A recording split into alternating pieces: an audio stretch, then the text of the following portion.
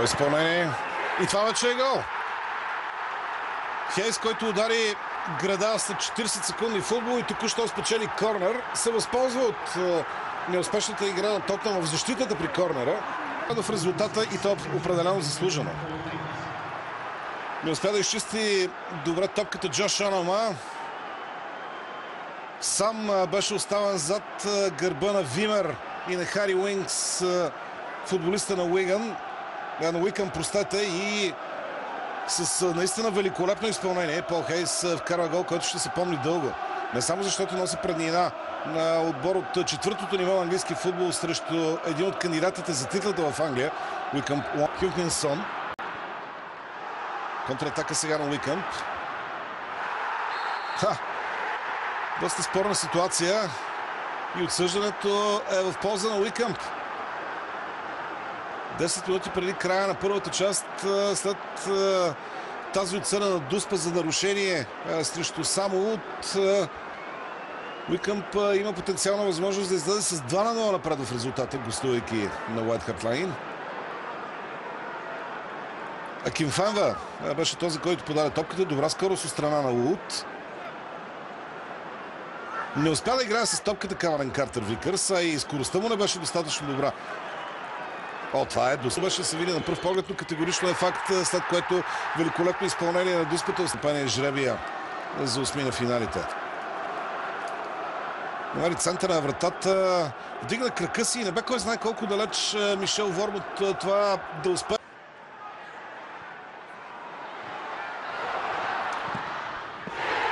Това обаче е страхотен гол. Сон връща едно попадение. Не успяха да изчистят топката футболистите на Уикъмп, пък изстрела на Хюнкинсон беше великолепен. Може би се получи и рикошет, което допълнително от кабината на шпорите. Дуспа. Нарушение извършено срещу Янсън и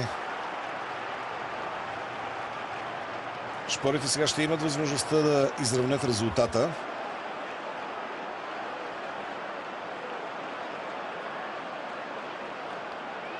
Нямаше друг избор, освен да отсъди тази Дуспа Рафара. Аран Пиар повдигна ръката си.